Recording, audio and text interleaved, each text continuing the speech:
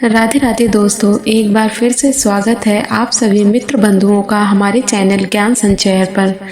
मित्रों, एक समय की बात है, माता लक्ष्मी क्षीर सागर में भगवान विष्णु के पैरों को दबा रही थी।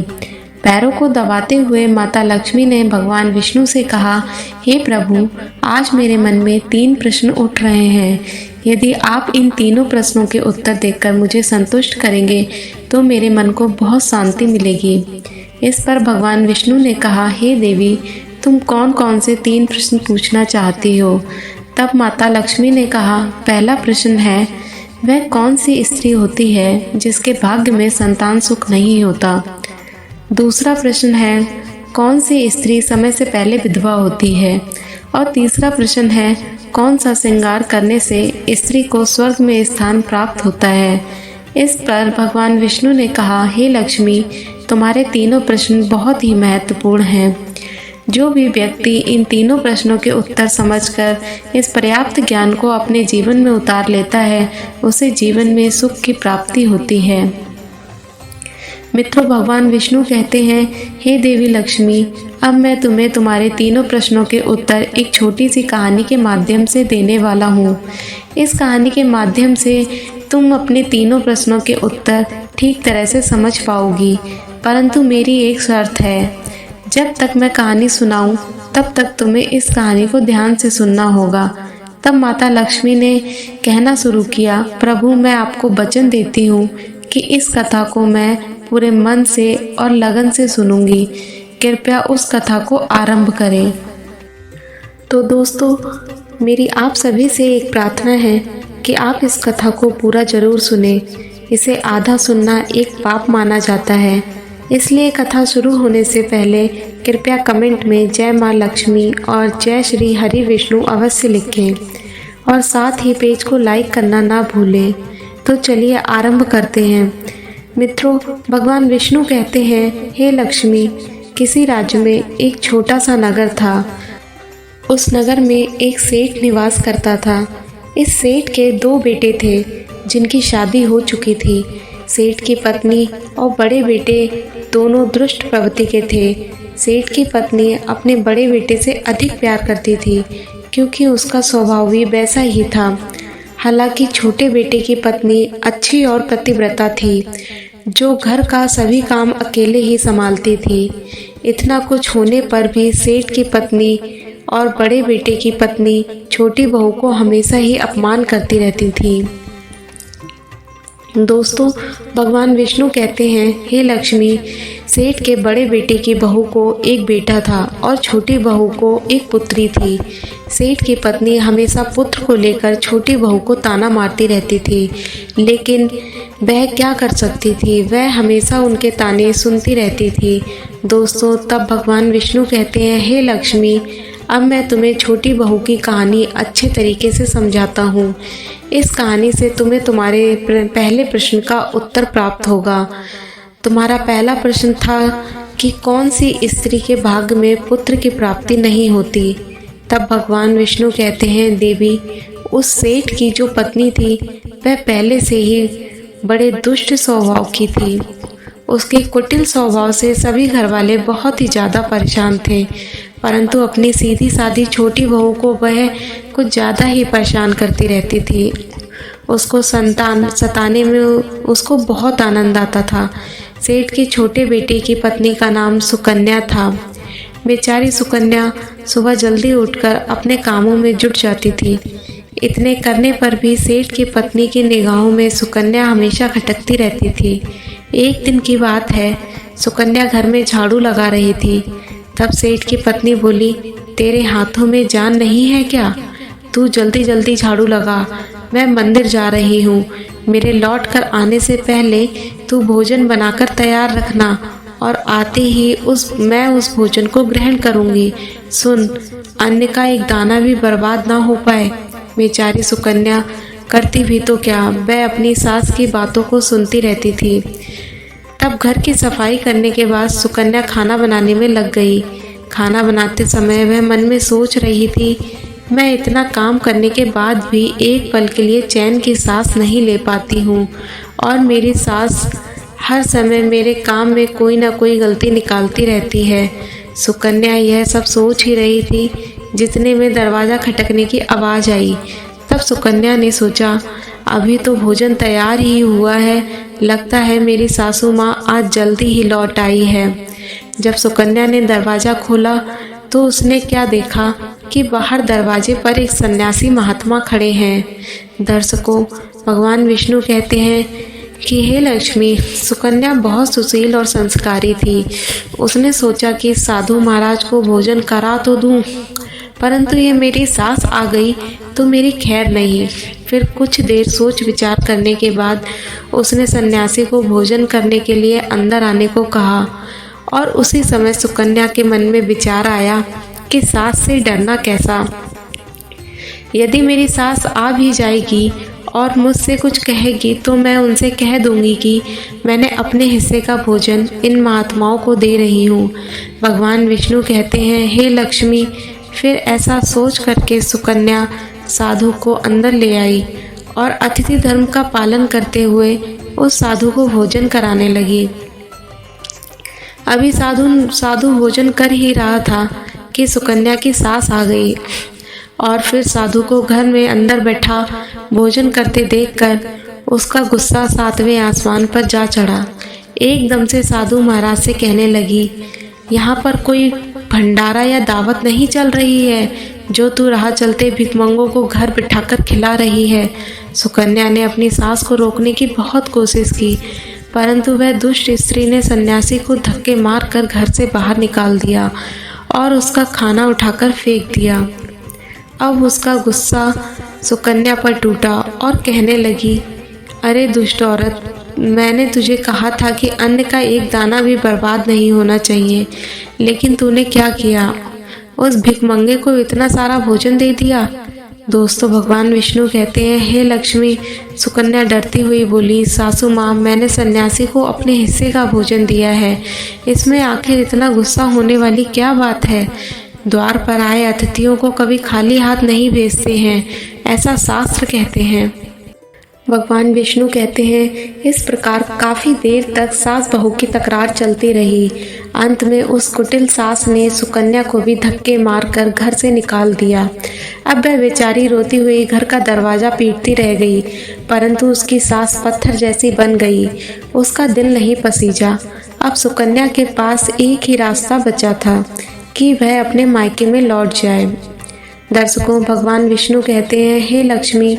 इस प्रकार सुकन्या दुखी होकर के अपने मायके के लिए निकल गई और बीच रास्ते में एक घना जंगल भी पड़ता था। सुकन्या भूख प्यास से तड़पती हुई अपने मायके के लिए चली जा रही थी। तभी अचानक जोरों से बादल गरजे और मूसलाधार बारिश शुरू हो गई। भगवान विष्णु कहते हैं, बारिश से बचने के लिए सुकन्या ने एक पेड़ की शरण ली, लेकिन वर्षा का वेग इतना तेज था कि बचना मुश्किल हो गया। उसी पेड़ की जड़ में एक कोठर बना था। सुकन्या ने सोचा कि जब तक बारिश रुकती है तब तक वह कोठर के अंदर अपनी सुरक्षा कर सकती है। जब सुकन्या उस पेड़ के कोठर में घुसी तो उसने एक साधु मिला। संत ने कहा, बेटी, रोना बंद करो। मुझे मालूम है कि तुम्हारे घर वाले तुम्हारा अनादर इसलिए करते हैं कि वह दुष्ट प्रवृत्ति के हैं और तुम्हें ताना मारते हैं कि तुम्हारी जेठानी को पुत्र की प्राप्ति हो गई है। तुम चिंता मत करो, मैं तुम्हें एक पर्ची देता हूँ, उसमें जो उपाय लिखा है उसे पूरी निष्ठा से करना, फिर तुम्हें एक गुणवान पुत्र प्राप्त होगा। दर्शकों, इस प्रकार वह संत महात्मा पर्ची देकर वहाँ से अंतर्ध्यान हो गए। उधर जब वर्षा बंद हो गई तो सुकन्या को ढूंढता हुआ उसका पति वहां पर पहुंच गया और फिर सुकन्या मायके न जाकर उसी जंगल में एक कुटिया बनाकर रहने लगी। भगवान विष्णु कहते हैं, हे लक्ष्मी। एक दिन की बात है, सुकन्या को पुत्र का ख्याल आया और सोचने लगी कि यदि मेरे पास में भी एक पुत्र होता तो ससुराल में मेरी भी इज्जत होती। वह ऐसा सोच ही रही थी कि उसे संत की दी हुई वह पर्ची याद आ गई। जब सुकन्या उस पर्ची को पढ़ती है तो उसमें लिखा था कि स्त्री को रात के समय पुरुष के बाईं तरफ सोना चाहिए। इससे कुछ समय बाद बाईं करवट लेटने से नाक का दायां स्वर और दाहिनी करवट लेटने से नाक का बायां स्वर चालू हो जाता है। फिर जब भी पुत्र प्राप्ति की इच्छा हो तो स्त्री और पुरुष के स्वर मिलने से पहले यह निश्चित करना चाहिए कि पुरुष का दायां स्वर चलने लगे और स्त्री का बायां स्वर चलने लगे। इससे निश्चित ही पुत्र की प्राप्ति होती है और इसके विपरीत नाक के स्वर चलने से पुत्री की प्राप्ति होती है।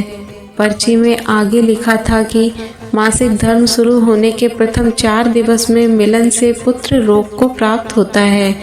5वीं रात्रि में मिलन से पुत्री की प्राप्ति होती है। 6ठी रात्रि में मिलन से पुत्र होता है। 7वीं रात्रि में मिलन से वाध्या पुत्री होती है। 8वीं रात्रि में मिलन से ऐश्वर्यशाली पुत्र होता है। 9वीं रात्रि में मिलन से ऐश्वर्यशाली पुत्री होती है। 10वीं रात्रि में मिलन से अतिशय श्रेष्ठ पुत्र होता है। 11वीं रात्रि में मिलन से सुंदर और अच्छे संस्कार वाली पुत्री होती है। भगवान विष्णु जारी रखते हैं, कहते हैं, हे लक्ष्मी, इस प्रकार सुकन्या ने 10वीं रात्रि में अपने पति से मिलन किया और गर्भ धारण किया। अब सुबह स्नान आदि क्रियाएं करके निवृत्त होकर पूजा पाठ करने के बाद सुकन्या का पति लकड़ी काटने चला गया। उसने पति के जाने के बाद तूफान आ गया। अब सुकन्या की झोपड़ी तूफान में उड़ गई और भारी बारिश होने लगी और फिर सुकन्या बारिश से बचने के लिए एक पेड़ पर एक पता लिखती है। यह पता उसी कोटर का होता है जिस कोटर में सुकन्या बारिश से बचने के लिए पहले छुप गई थी। और सुकन्या ने पेड़ के ऊपर पता इसलिए लिखा था कि जब उसका पति वापस आए तो पेड़ पर लिखा हुआ पता पढ़कर उसी कोटर के पास आ जाए। दर्शकों, भगवान विष्णु कहते हैं कि हे लक्ष्मी, उधर सुकन्या उस कोटर में आकर छुप जाती है जो कोटर एक पेड़ की जड़ में बना हुआ था। उस पेड़ के पास में 2 राक्षसी का निवास स्थान था। इधर तो वह सुकन्या वर्षा से बचने के लिए उस कोटर में छुपी हुई थी और उधर वह दोनों राक्षसी बारिश से परेशान होकर के उस पेड़ की तरफ चली आ रही थी। फिर तो पेड़ के नीचे आकर एक राक्षसी कहने लगी, अब तो चला भी नहीं जाता, वरना मन तो कर रहा था कि सोना टापू पर चली जाऊं। तभी दूसरी राक्षसी बोली, इसमें क्या बड़ी बात है, यह पेड़ हमें अभी उड़ा करके वहीं पहुंचा देगा जहां पर सोने का टापू है। दर्शकों, ऐसा कहकर कि वह दोनों राक्षसी पेड़ की शाख पर बैठ गई और पेड़ एकदम से उड़ने लगा। उधर थकी हारी सुकन्या कोटर में छुपी हुई थी। कोटर में घुसते ही सुकन्या को नींद आ गई थी, लेकिन पेड़ के उड़ने से लगने वाले झटकों से सुकन्या की नींद खुल गई और पेड़ को उड़ता देखकर वह एकदम से घबरा गई। दर्शकों, जब सुकन्या ने कोटर से बाहर देखा तो पेड़ की डाल पर 2 राक्षसी बैठी थी। अतः सुकन्या ने परिस्थिति के साथ समझौता किया और सोचा कि जो होगा अच्छा ही होगा। कुछ देर की उड़ान के बाद वह पेड़ एक सोना टापू पर पहुंचकर उतर गया। उधर दोनों राक्षसी को भूख लग रही थी, इसलिए वह दोनों शिकार की तलाश में निकल गईं। भगवान विष्णु कहते हैं, हे लक्ष्मी, उन दोनों राक्षस के जाने के बाद मैं सुकन्या कोटर से बाहर निकली और उसने चैन की सांस ली। अब जैसे ही सुकन्या ने सोना टापू पर फैली रेत को देखा तो एकदम से अचंभित में पड़ गई कि यह रेत तो चमचमा रही है। और जैसे ही सुकन्या ने रेत को हाथों में उठाया तो एकदम से चिल्लाने लगी कि अरे, यह तो सोने की रेत है। और फिर सुकन्या ने अपनी साड़ी के आंचल में वह जितनी रेत बांध सकती थी उसने बांध ली और पुनः आकर उसी कोटर में छिप गई। दर्शकों, भगवान विष्णु कहते हैं, इधर तो सुकन्या का उस कोटर में वापस जाना हुआ, उधर दोनों राक्षसी पेड़ पर वापस आ गई और वह आपस में कहने लगी, आज तो भरपेट खाना खा करके पूरी तृप्ति हो गई। अब चलो वापस लौट चलते हैं हम जहाँ से आए थे। और फिर इस प्रकार थोड़ी देर में वह पेड़ उड़कर उसी स्थान पर पहुँच गया जहाँ से वह पेड़ उड़ कर करके गया था। भगवान विष्णु कहते हैं, लक्ष्मी, वह सुकन्या तब तक उसी कोटर में छुपी रही जब तक किसी कार्यवश वह राक्षसी उस पेड़ से चली नहीं गई।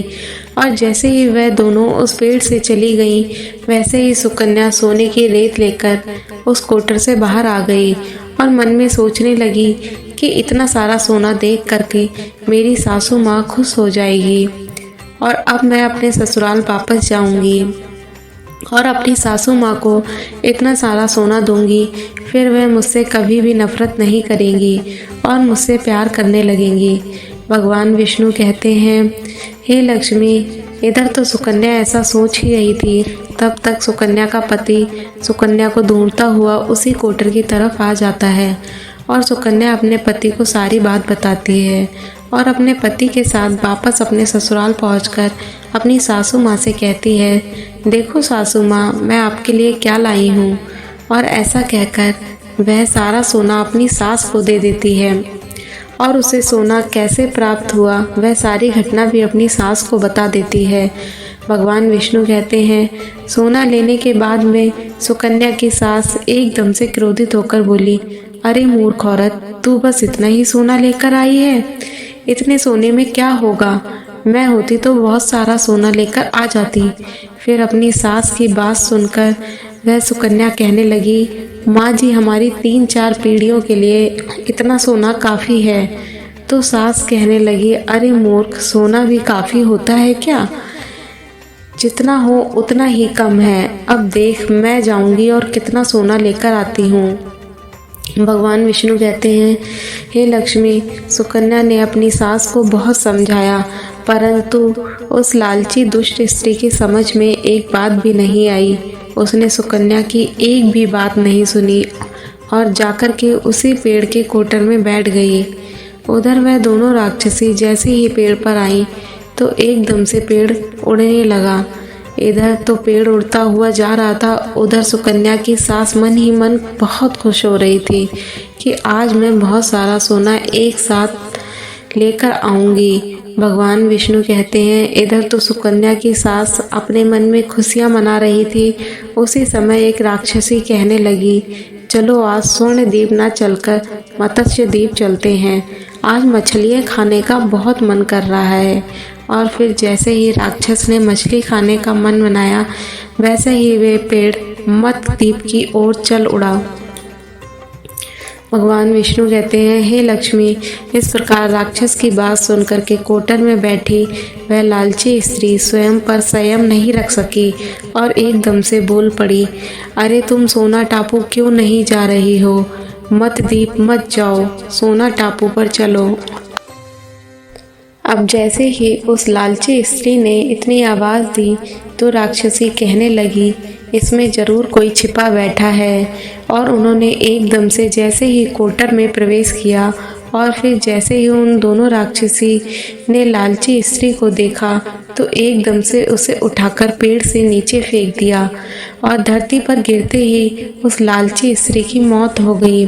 अब जैसे ही सूचना उसके घर वालों को मिलती है तो उस स्त्री का पति यानी सुकन्या का ससुर सुकन्या के पास जाता है और उससे कहता है, बेटी, मैं तो उसे पहले ही समझाता था कि तू ऐसा काम मत कर। कभी भी किसी को लालच नहीं करना चाहिए और बहू बेटी की तरह होती है, उनको प्यार देना चाहिए। मगर उसने मेरी एक भी बात नहीं मानी और उसे कर्मों का फल आज मिल गया। भगवान विष्णु कहते हैं, हे लक्ष्मी, उधर सुकन्या अपने पति के साथ में सुखपूर्वक जीवन यापन करने लगी। फिर कुछ समय गुजरने के बाद सुकन्या को एक गुणवान पुत्र की प्राप्ति हुई और पुत्र की प्राप्ति के बाद सुकन्या की खुशी का ठिकाना नहीं रहा और वह भगवान का शुक्रिया करने लगी। उधर सेठ के बड़े बेटे की बहू, जो हमेशा सुकन्या को पुत्र को लेकर ताने मारती रहती थी, जब सुकन्या को पुत्र की प्राप्ति हो गई और उसे धन भी प्राप्त हो गया, उधर सेठ के बड़े बेटे और बहू के दिन गरीबी में गुजरने लगे। तो सेठ की बड़ी बहू जाकर सुकन्या के आगे हाथ जोड़कर अपनी गलती की लिए माफ़ी मांगने लगती है। सुकन्या एक बहुत ही दयावान स्त्री थी और बहुत ही मधुर संबंध वाली थी, इसलिए वह अपनी जेठानी को माफ़ कर देती है और जो भी सोना लेकर आई थी उसमें से कुछ सोना वह अपनी जेठानी को दे देती है और इस प्रकार पूरा परिवार अच्छे से जीवन यापन करने लगता है। भगवान विष्णु कहते हैं, लक्ष्मी, इस प्रकार जब समय धीरे धीरे सुखपूर्वक व्यतीत होने लगा तो सेठ की बड़ी बहू का जो पुत्र था वह अवगुण, उसमें बहुत अवगुण थे, इसलिए उसने सारा धन अपने अवगुणों में बर्बाद कर दिया। और सुकन्या का जो पुत्र हुआ था वह बहुत ही गुणवान था। वह अपने जीवन में इतना आगे बढ़ा कि उसने माँ बाप का नाम रोशन कर दिया। और फिर जब सुकन्या और उसकी जेठानी का जीवन समाप्त हुआ तो सुकन्या को स्वर्ग की प्राप्ति हुई और उसकी जेठानी को नरक में स्थान मिला। भगवान विष्णु कहते हैं, हे लक्ष्मी, तुम्हारा पहला प्रश्न था कि कौन सी स्त्री के भाग्य में पुत्र नहीं होता, तो समझ लो संत के द्वारा दी गए पर्ची के विपरीत जो कार्य करते हैं उनके भाग्य में पुत्र योग नहीं होता। लक्ष्मी, तुम्हारा दूसरा प्रश्न था कि कौन सा गहना पहनने से स्त्री या पुरुष की दर्दनाक मौत होती है, तो समझ लो वह लालची रूपी गहना जो सेठ की पत्नी ने पहना था और खूब सारा सोना लाने के लालच में कोटर घुस गई थी और राक्षसों द्वारा नीचे फेंक दिए जाने के कारण उस सेठ की पत्नी दर्दनाक मौत हो गई। इसलिए लालची रूपी गहना कभी नहीं पहनना चाहिए। लक्ष्मी, अब तुम्हारा तीसरा प्रश्न था कि कौन सा श्रृंगार करने से स्त्री को स्वर्ग में स्थान मिलता है, तो वह चरित्र रूपी श्रृंगार यानी चरित्रवान और पतिव्रता स्त्री सेठ की छोटी बहू सुकन्या की तरह मृत्यु के बाद स्वर्ग में जाती है।